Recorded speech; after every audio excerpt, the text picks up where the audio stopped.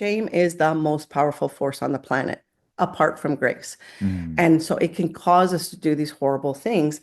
And we don't want to look at it because, again, we think we're not going to be lovable if it's true. So we want to pretend like it's not there. Are you ready to create a strong, healthy marriage through encountering the living God? Hi, I'm April, spiritual director and marriage coach. And I'm Aaron, pastor and marriage coach. Even though marriage is God's idea, He didn't say it would be easy. The unique stories and expectations we bring into our new marriages can make them feel more like a minefield. Thankfully, God's desire is for marriages to be fully alive and healthy in Him. If this is what you're looking for, you've come to the right place. We want to help you hear from God and find the strong, living marriage He has for you. Hey everyone, welcome to today's episode. Today, Aaron and I are super excited to be interviewing a friend and a mentor of ours, Katie Skurja, and she runs a private practice in North Plains, Oregon, where she's from. She has a master's in marriage and family therapy from George Fox University, a certificate of spiritual formation from George Fox Evangelical Seminary, as well as a master's of spiritual direction from Portland Seminary. Now, we found Katie on Companioning Center, which is a platform where several different practitioners offer courses. And we were looking for another course on spiritual direction and stumbled across her, or God led us to her. And we're so grateful. We've learned so much from her. And she founded Imago Dei Ministries many years ago from the questions and obstacles that she faced early on in her faith journey. And she just is passionate about helping people find real hope and freedom that truly transforms their day-to-day lives and their marriages.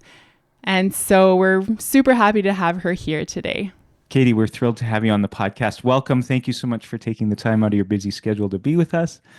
I'm thrilled to be here, and it's a topic I love to talk about. So Awesome. Great. Well, you founded Imago Dei Ministries in 2004. Imago Dei is a very specific and important phrase for you. Can you tell our listeners what Imago Dei Ministries is about?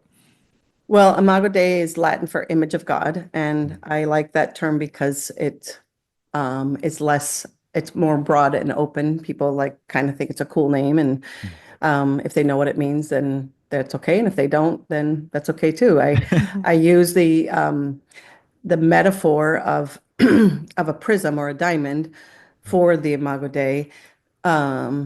The image of God that I believe is in everybody. That's the cornerstone of my ministry. I don't think that the Imago Dei is just in people who are believers or followers of Christ. I believe that that's the image of God that we are created with. And so, I can speak to people who are what I call God allergic or Christian allergic or something about the diamond in them, and they're not offended by that. Mm-hmm. And basically bringing those two, you talked about the two strands that I was trained under. One is under a psychology understanding, and one's from a more spiritual understanding. But what I was frustrated with in my training is that they didn't come together. It's like they were, I call it like parallel tracks on a train track. And I think that they're inseparable. And part of the reason why that we have problems is because we do separate them and we don't let them inform each other. And so my ministry is really about that, is how do we understand how we are created in the image of God, and that when we don't live out of that, that we start going awry, and that's where our problems come from. And so I use the prism as the Imago Dei, and I use a peanut M&M as a metaphor for how that all works together. So the peanut is the Imago Dei, or another metaphor for the prism, and the chocolate is the poo that happens in our world, or the crap that gets on our diamond when we don't live from that. So, we get, I call tilted, bent, off center. We believe something about us that's not true, bad things that happen to us. All kinds of things can add to that. It's basically the shame of the world. And I believe that the world is a shame generator. We can be shaming to someone even when we don't even know it. I mean, as parents, as spouses, we set off a tripwire in their soul and can cause, an explosion by things that we don't even try to do. So learning how to face that understand what it is, and then learning how to get back into our Imago Dei, or from a Christian perspective, I would say the Christ in me, the goodness, the light, there's lots and lots of metaphors that we can use. There's lots of metaphors that Jesus uses for it. The kingdom of God that's within.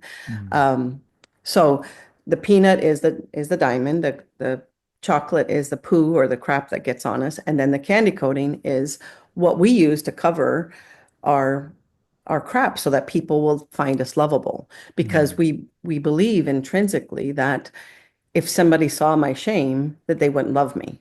And so we try to make ourselves lovable in the best way we know how. And basically, the way I understand personality is that that's what your personality is. It's how you are making yourself lovable to the world and acceptable in the world. And the personality is part of your Imago Dei, so if you trying to be super nice, well, kindness is part of the Imago Dei. If you're funny, that's part of the Imago Dei. Like smart and intelligent or people loving, all of those things are part of it, but we don't know how to live in the fullness in our candy coating or our personality. We pick and choose, and we take these pieces because we've rejected other pieces. And so really my ministry is about helping people to recognize what are their layers, because those are different for everybody. And then how do we live from the diamond? So the candy coating, we've spent some time with you on this and have eaten a lot of peanut M&Ms in the meantime. That's that hard shell that we put around ourselves to protect ourselves, to protect us from allowing the world to see the crap underneath, the poo, the shame. Katie, how does that manifest? Let's even just take it into marriage. How does that manifest in marriage when we're living from that candy coating layer? Well, I think most, if not all, marriages, I believe, start out candy coating to candy coating. Okay. Like, I like your candy coating, you like mine, and then we get married on that. I think there are some people who maybe get a glimpse of the Imago Dei if they're more mature, but especially young marriages, and especially, I mean, the concept of the fairy tale is so pervasive in our culture, and we all want the fairy tale. I mean, every time you go through the checkout stand and it's like, oh, this person, look at how happy are they, and they're going to be the perfect, these celebrity couples, and we want them to make it, and we want them to be the proverbial fairy tale. But the fairy tale is a lie. It's not the truth it's not reality. And my when I'm working with couples, especially in premarital, I want them to understand you're not marrying the candy coating. You're marrying this whole person that has all these layers. And I want them to see it in themselves. And if you can't see it in yourself, you can't see it in the other. And so that the thing I say to people all the time was, when you say I do, my hope for you is that you're saying I do to all those layers. I accept this, I accept this, I accept this. And I understand it's not going to be a fairy tale. I understand that, we both have our crap layer, and it's going to be hard, and it's going to be painful, and we're going to work through it. But when I'm in that, I won't like you. I won't. And when I go to a wedding where I know they haven't done shadow vow work, or looking at those is what I call it. I mean, when they're saying these things like, I will always love you, like in their personal vows, I will always love you. I mean, inside I'm holding up a secret BS card. It's like, BS, you won't. You won't always, you will hate this person sometimes. You will want to kill them. I mean, it just, all the worst things you can imagine are also true, and I can remember this one wedding I went to where they were doing the perfect Christian wedding, and they had it so fairy tale there were literally like fairy tale elements in their wedding. And when they walked out after the kiss and go on their way, I mean, the little boy that was the ring bearer dropped this scroll that said, and they lived happily ever after. And I'm just like rolling my eyes inside. And sure enough, within a year, there was this big explosion in their marriage that practically, was the end of it. Now they've gone through it, but in going through it, they had to go back to the basics of, he's not going to be the perfect guy. He had his crap, and the crap came out within a year. And she had That's her crop. Wow. So you were talking about shadow vows, and we we definitely did the typical vows. They weren't super fairy tale at our Mm. wedding, but we didn't do shadow vows. So can you explain to us what that actually looks like? Well, years ago, so I mean, a cornerstone of my work is helping people to face the fact that they have this shame layer, and I say that shame is the most powerful force on the planet, apart from grace. Mm. And so it can cause us to do these horrible things. And we don't want to look at it because, again, we think we're not going to be lovable if it's true. So we want to pretend like it's not there. I read a book years ago and by Robert Johnson, and it's called Owning Your Own Shadow. And it's this thin little book, and it's really powerful. But there was this little section in it where he was talking about facing into your shadow side, which is equivalent to that chocolate layer. And he talked about this couple who, before they got married, they toasted their shadow side. They did Oh, this wow. celebration, where they, broke out a bottle of champagne, and the night before their wedding, they said, and, they acknowledged their shadow side to each other. And I read that and I thought, oh my gosh, that would be so perfect. And it took me a while to develop the concept of shadow vows. It was kind of like I had the idea, but I was afraid to really go down that path. Is this going to work? And would people balk at it and stuff? But eventually I did a premarital and I pitched the idea, and they were willing to do this. And Okay. because I was doing that work anyway, I was helping people to face their shadow, but we hadn't done a ceremony like that. And so Mm. basically the ceremony developed a little bit more at a time, where I had them write actual shadow vows, like their personal vows, like I will be the XYZ, and I will disappoint you, and I will do this. And little by little, that kind of grew, and to where I mean, we put candles out. Buy either a bottle of champagne or a bottle of sparkling cider, depending on what their preference is. And Mhm. and we toast and we share them. And even though we do all the work leading up to it, the actual ceremony of saying this to the person I'm going to spend the rest of my life with, Mm. and reading that, it's powerful and it's hard and it's beautiful. Hmm. And it's been amazing, because it's still they're going to hit those things still, but it's not like the surprise. Like, Right. you're laying the foundation. This is true. Like, and I've had people come back to me after their weddings, like, I said that. Yeah, I was marrying Shrek, and he had these snot rags everywhere, but it's driving me crazy, And it's like, but she already knew. She starts with, I know, and I said I was gonna, do this. Mhm. Um, so then for a while I thought, well, this would be really cool if it was part of the ceremony, Mm. because now it's not just they know it, but everybody knows this. Wow.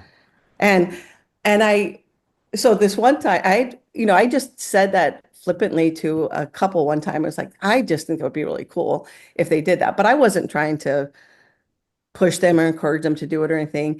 Yeah. And they invited me to the wedding, and and they're up there, and sure enough, they surprised me. They put the shadow vows into their ceremony. And I Wow. was sitting there, I was like, yes, this is so cool. And they came over, Katie, we did it. We put it there. And so after that, I had more, what do you want to say, courage to even just suggest the idea. I Mm. still don't ever try to, push or bend people's arms, but I just say it's now everybody that you are standing with, they're not expecting the fairy tale either. You're helping them to understand this.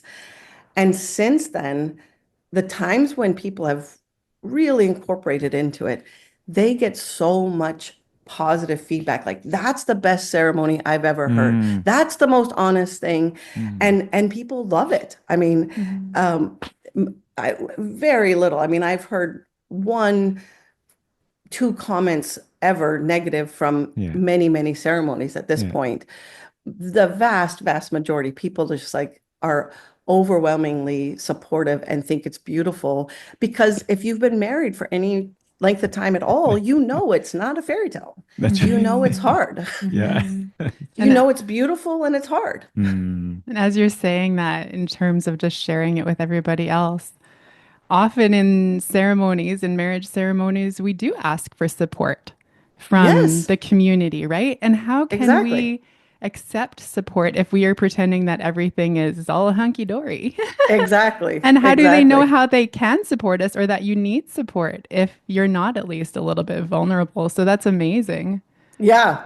Yeah. This one that stands out, it was really funny. I mean, they were high school sweethearts. They went through college together and they were both like overachievers. They were just like the power couple kind of thing. And so looking at their shadow sides was really hard for them because I mean they were both like grade A students and you Mm. know all the things. They came from strong families and you know their wedding was going to be on a vineyard with 300 Wow. people up on the top of a mountain looking over. I mean, it was this big deal. Mm. And you know, they weren't interested in incorporating into their wedding and I was like, that's fine, you know, it's just like we'll do for my part, as long as they at least know, I feel better about them going into their, you know, if they're saying I do to the personal vows that are all flowery and everything like that, Yeah. but I know that they've done this behind the scenes, then I like, okay, at least you guys know it's not a Mhm. fairy tale. So we were doing the shadow vow ceremony in my office and I had candles everywhere and we were, you know, it was this poignant moment. And the guy, I'll call him Joe, he says, he starts out with his reading his, he goes, I won't always be perfect. And I stopped him and I said, Joe, you won't be perfect. And that was really, really hard for him to say. It Mm. took him like, I want to say a couple minutes to choke out the words, I won't be perfect. Wow. Yeah, but he's acknowledging it to her and it's like, yeah, you won't be perfect. Never will you be perfect. Mm. Like that is you got to leave that aside. Right. And so then I go to the wedding and I again I was satisfied they had done, you know, the shadow vow work before and it's like this is amazing. I mean, probably one of the most amazing settings of a wedding. It was a Mm. beautiful evening, summer, you know, again, 300 people, you're looking out over this valley in Yeah. the vineyard. And I'm sitting there and I'm content that, you know, they're starting off on a good foundation. And Mhm. sure enough, they incorporated it Oh, into nice. their vows. They said in front of everybody, Mm. I will not be perfect. I will let you down. I will disappoint Woo. you. All of this stuff to 300 people before God and everybody. And I was just like, yes. And they, when they did their rounds coming around the tables after during the reception, they're like, Katie, we did it. We said it in front of you. I was like, I'm so proud of you. That's amazing. Katie, I think you have an example of what these shadow vows could even sound like. Would you mind sharing one? Sure. So I have a lot of different examples, and I just went to my file, and this is one of the first ones. And I remember I don't have them labeled by their names because Mm. they're just samples, and they've given me permission to share. Mm. But I do remember who this person is, even though I don't have a name on it. And it's a really classic one. It says, Dear sweet potato, at my best, I'm tender, grounded, funny, charming, smart, kind, well dressed, productive, encouraging, and balanced. The Mm. coolest cat in the neighborhood, as they say. This may come as a shock, but I'm not always at my best. Mm. I would love to say that I will always respect you and make you feel like the beloved child of God that you are. But sometimes I will be a jerk. Sometimes I'll be a nasty old codger. I will be mean on purpose. I will withdraw and be dramatic. I will blame all our relationship problems on you. I will be arrogant, distant, and occasionally spiteful. Mm. And I can guarantee you that I'll lash out at you while I react from my insecurities from time to time. Full disclosure, I can be a grade A hole. I'm something it's something I'm really good at. Sometimes I will give the green light to my ego. I will suppress your voice and I will try to argue into the ground. I will ignore your feelings and try to enter a courtroom where I argue from my perspective until we are both light years away from each other. Mm. I will choose my pride over you. I will ignore the teachings of Christ and I will bring a little hell into both of our lives. Mm. I will ask you for forgiveness. I will try to never do it again, but I can't, but I will try. Mm. And I'm asking you to stick it out with me as I try and fail and then try again. I'm committed to you. I'm dedicated to doing my best to support you, doing my best to make you happy, doing my best to be your faithful companion through the crap storm of our life. And my best will be pretty crazy, brilliant. And it'll be bad a significant portion of the time. Mm. But I'm yours if you'll have me. Ooh. Wow. That's real. Mhm. Oh, that's amazing. I And paused it's a couple times because I had to fix a couple language things. it was even more real before that. Yes, it was. And I love like as you were reading parts of it, I was like, oh, that could be seen as permission to be this way. But then how it ended, he talked about like, I'm gonna try not to be like, I'm being honest with you, this will Mhm. happen, but I'm gonna work my best to move towards what I want to be to you in our Mhm. marriage. That Mhm. it's not permission to be a jerk, Mhm. but looking at it realistically. Um, Yeah.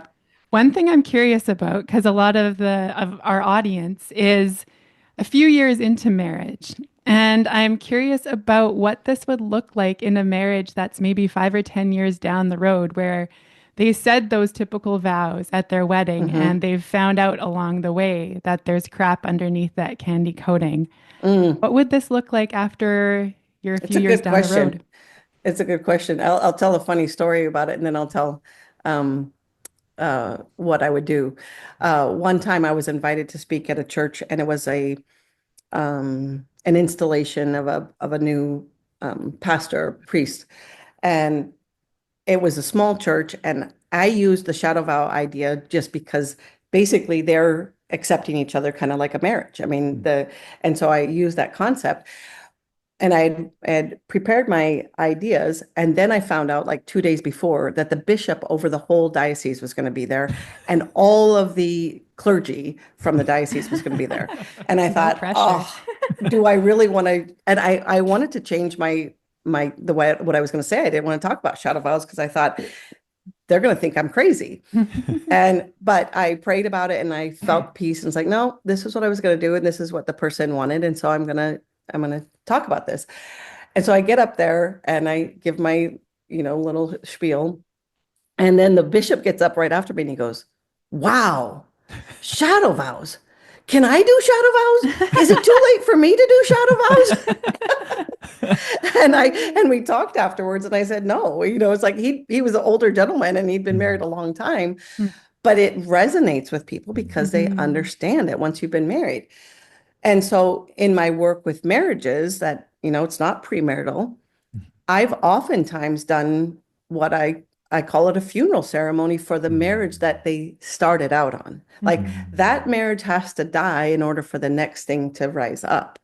And it's not all bad, right? Something when the phoenix image of it's not everything goes away. It's just that it gets redeemed. So these are the parts that we want to keep, and now we're going to make a more honest thing. So, but in order to do a shadow vow ceremony when you've already been married, you kind of have to let go of what was, and now we're going to build a new foundation.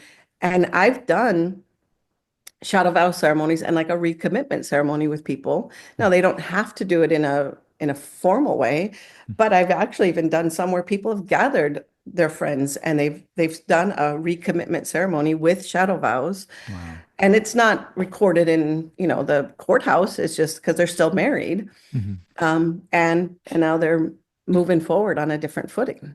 Wow.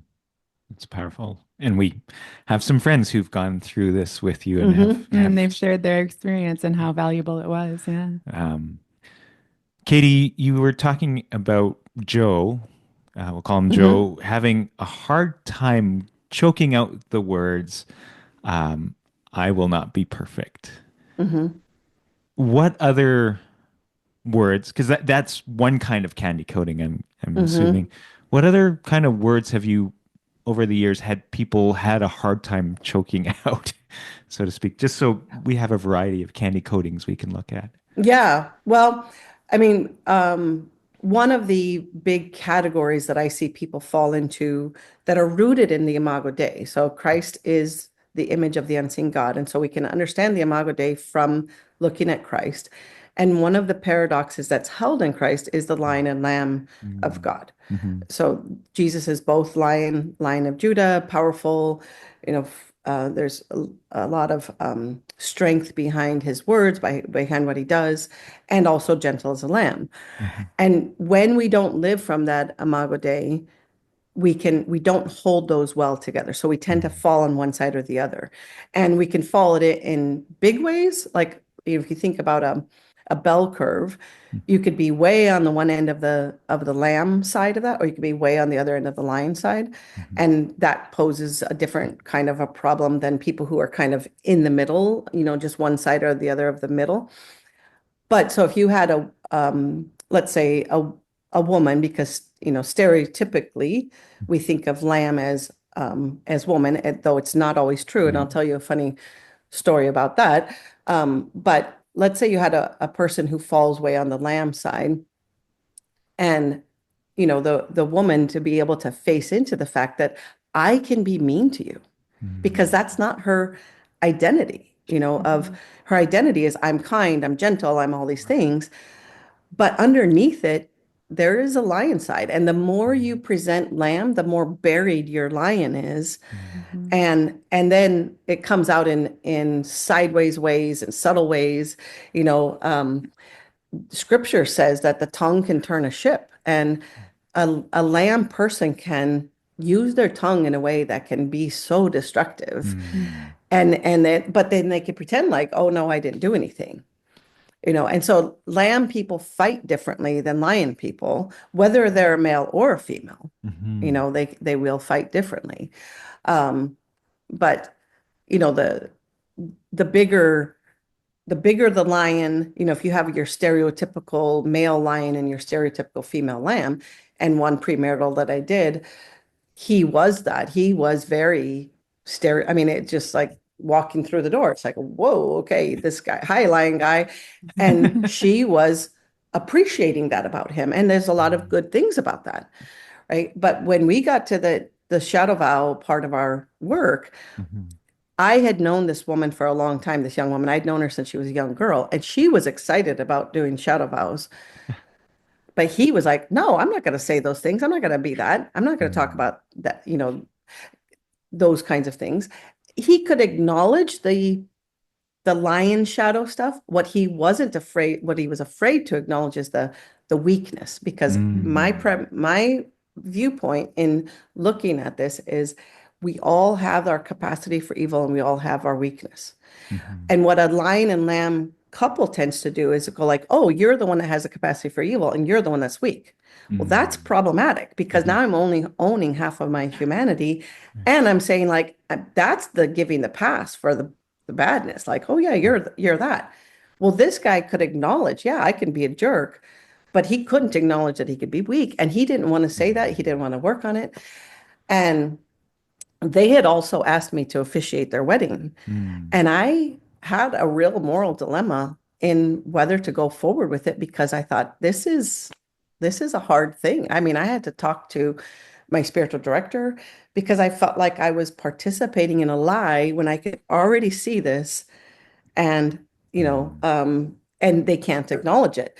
Mhm. Well, ultimately I decided to go ahead after praying about it and stuff, because I felt like if and when it falls apart, I can be there to help them pick up the Right. pieces, right? And so I'm officiating this wedding, and the guy says, I will always respect you and I will always do this and I will always, and I'm like, no, I've already seen that you don't do that. I Right. know that you don't do that. And Right. the things that she was saying.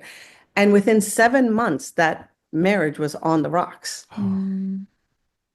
And for the reasons that I was afraid of. Mhm.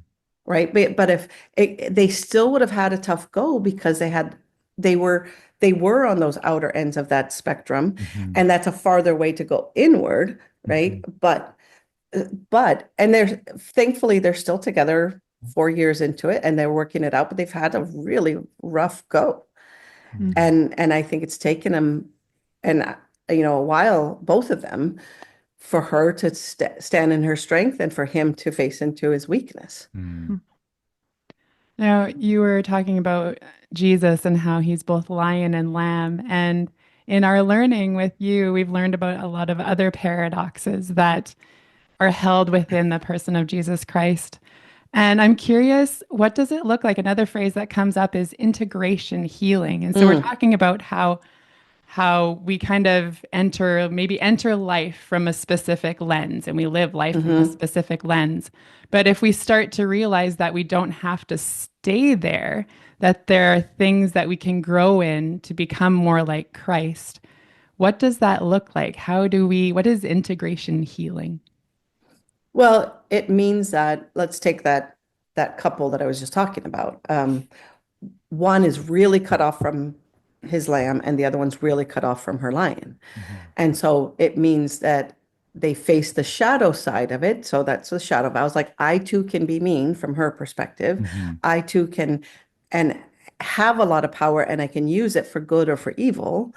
Mhm. From his side, it's facing, I am fragile. I can't do it all on my own. I don't have all the answers. I have all this. So it's beginning to break down the walls, like basically moving closer and closer towards the middle. And Mhm. I have a lamb side, I have a lion side, but just because I can hold that and go, okay, I do have this side, but I'm still holding it at distance from me, that's not integration. Mhm. Integration is when I can have, think about it metaphorically. I have the lion in one side and the lamb in the other side, and I can hold them both, I can accept Mhm. them both, and I don't judge one as better than the other. Mhm. Okay, that's a movement towards integration, but integration is even more powerful than that. It's that, I hold both of them, but it's the idea of synergy. Synergy is a term that means the whole is greater than the sum of the parts. Mhm. That Christ is the whole, and it's both of these things that make a third thing, and it's greater than the sum of the parts. It's Mhm. greater than the lion and lamb. Mhm. And so, for example, we can look through scripture and we can find a lot of places where Jesus looks like the lion or looks like the lamb. People tend to think Jesus erred on the lion side, but I would beg to differ. I mean, because he's coming from integration, you don't see it as overtly lion, Mhm. but the things that he did were so subversive and turning the world upside down. Yeah. Mhm. That's exactly what it looks like. And when he chose to heal on the Sabbath, when he chose to pick grain on the Sabbath, that was a very um, obvious play of going, oh, I'm going to turn this world upside down. And that took a lot of guts because Mhm. he had those are the things that caused him to be killed. Mhm. Mhm. So Mhm. he was Yeah, more of a lamb to a lot of people, but they don't see those subversive Lion. acts. Yeah. exactly. Exactly. He, you can come up with some metaphors or, like what would be the equivalent of that today? And I think that if you put it into the equivalents of today, and you had a group of Navy SEALs that I was like, hey, would you take on this mission? They'd say, no, I wouldn't do that Mm. because he did it in the light of day Right. and he took Mm. on the powers that be and was basically, I say he's turning over tables more metaphorically than he did literally. Right. Mhm. Right. Yeah.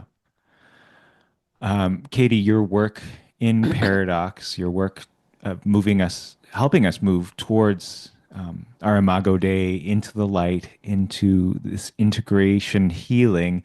I feel like we could have 5 more conversations about that. And we've spent years with you learning about what that journey looks like. So I think maybe what we'll do is get you back on at some point to Mhm. Mm, to give some examples of what this can even look like in our marriages.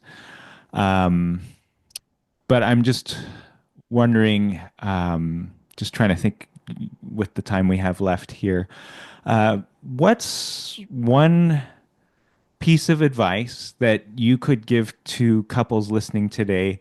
I feel like newlyweds have some stuff they can take away, or premaritals mhm, that can, but we're realizing a large part of our audience are people who are kind of like us, who have been married a little while, wake up one day and say, well, our marriage is just fine, just mhm, fine, thank you. But then we kind of realize, but I think God has more for us here. mhm, mhm, And we realize we're just making it through the day, getting through, surviving, getting the kids out the door and getting them home in one piece kind of thing. And Mm-hmm. but we feel that God maybe has more for us. What's one piece of advice you could give couples who are starting to wake up to this idea that maybe God has more for us in our marriage than Hmm. Gosh, my mind goes to so many different places.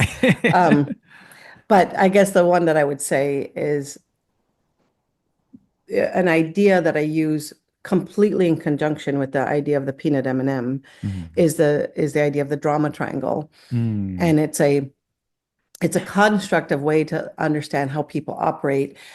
And I would say when they're not in their Imago Dei. Now, the person Mm. who developed the concept of the drama triangle, he developed a concept, but he didn't. He was just observing its behavior. Now, Okay. I could look through scripture and see the beginning of the drama triangle right there in the garden, Mm. in the first story. Um, and you can see it once you have your eyes open to it, you can see it all throughout the Old Testament. You can see it in scripture. You can see how when we don't operate in our Imago Dei, we operate in this dynamic of the drama triangle. You don't see Jesus operate in it because he never stepped outside of his Imago Dei. Mm. But the way it's presented, it's an upside down triangle with 3 points, obviously a triangle, and they're persecutor, rescuer, victim. Mhm. And when I have couples, so when I have couples that are in crisis and they come into my office, invariably they're operating from the persecutor victim side of the triangle. Mm. They each feel like the victim and they see the other person as the persecutor. I mean, Right. 100% of the time when they're Mm. in trouble, they have that. When I ask them to tell me about or show me with, I use imagery a lot in my work. Show me how you saw each other at the beginning. What were you attracted to? Again, 100% of the time, it's some form of they were looking to the other person to be my rescuer, Mm. and they were the victim in a different way, like the Wow. the damsel in distress, or the I need you to love me because I don't love myself enough kind of thing. Mm. So basically, they just moved from one side of the triangle, victim rescuer, to victim persecutor, and so and again, that's the fairy tale. Fairy tales are based on the drama triangle. Right. Wow. Literally. I mean, I used to Mhm. teach elementary school, and the elements of a good fairy tale is a drama triangle. Is Okay. there's a good guy and there's a bad guy and there's somebody that needs to be rescued. Right. I mean, that's the drama. And so if you don't understand that, we're operating in it blindly, and we don't understand that there's a different way of being, Mm. right? And that's, if you do the shadow vows, it's like, no, this person isn't going to be a rescuer. Right. And to do that from a Christian perspective is idolatry. Mhm. And you don't want to start your marriage on a place of idolatry, because this person isn't your rescuer. There's only one savior, and it's not you. I mean, Mhm. I say oftentimes to people, like, I'm sorry, but you don't make a good God. Right. And your spouse doesn't make a good God. You don't make a good God. And if we're looking to the person to be my rescuer, you're looking them to play a role that only God can fulfill. Mm. Mhm. Wow. So for couples starting off, it might look like realizing how they're operating together within that drama triangle. How Mm-hmm. maybe one of them is often operating as a victim and one often operating as a persecutor, Mm-hmm. that kind of idea. Mm-hmm. Mm-hmm. Mm-hmm. Yeah, like when the couple that where he was a big strong lion, it's like, yeah, he can be the persecutor. And if she can't see herself as a persecutor and he can't see himself as weak, Right. you are setting up a relationship that's founding on that dynamic, because Right. now we each have one role in that. And yet one of the rules of the drama triangle is that once you're in it, you will play all 3 roles. Yes. Now you'll do it in a different way. Like the example I gave before, like a tongue can turn a ship. That's a very powerful tool. Mhm. And a lot of times lamb people fight that way. They fight with Mm. words, and words can tear people down, Yeah. and words can fuel a fire. Right. Wow.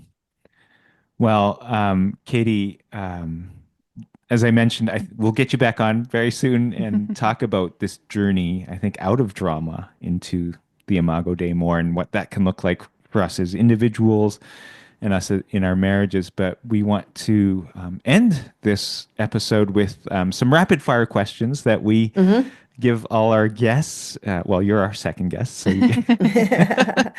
so just briefly, a brief answer to each, if you wouldn't mind. What's one thing you wish you knew when you got married? I wish I knew about the peanut M&M. I wish I Okay. knew that I had an Imago Dei and that my candy coating wasn't it. Mm-hmm. And I wish You we wish- both knew that. Yeah. You wished you would have known about shadow vows. Yep. Yep. All right. And our second rapid fire question is, what's one indispensable thing in your marriage? Reminding that we're on the same team even when stuff goes bad. That's a phrase that I use a lot. We're on the same team. Right. You know, and we need to get back to being on the same. So if I'm not seeing, if either of us is not seeing the other as a teammate, as we're on the same team in this life, then we're not centered in our Imago Dei, and we need to get back to that because we're not going to solve a problem from that place. Basically, we're in drama. Right.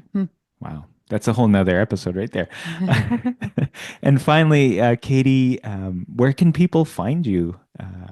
You do online courses and Yes, so you can find the online courses like the one that April mentioned at the beginning. We call it an experiential, and it's just a way to get a sense of and walk through some of the prayer exercises that we do to help people get out of drama. That's through the Companioning Center, companioningscenter.org. Our own, so I'm part of the Companion Center, but our own ministry is the Imago Dei Ministries, which is at idmin.org, which I'm sure you can put in the show notes. yeah. Definitely. I would also suggest that you put in the show notes the short M&M talk, the interviews that I did with the kids, because that will give people a sense of what the peanut M&M is, and that's a foundational idea of Imago Dei Ministries. So Imago at idmin.org is my email address, and you can put that there, or just Imago Dei Ministries. Wonderful. Well, we will certainly put all of that in the show notes, and the videos with the kids talking about the peanut M&M. So great. So incredible. Katie Skurja, thank you so much again. This has been such a gift to us and to our listeners. It's been really fun. I enjoy it. Thank you. We'll get you Okay. back on soon. Okay, thanks. Thank you.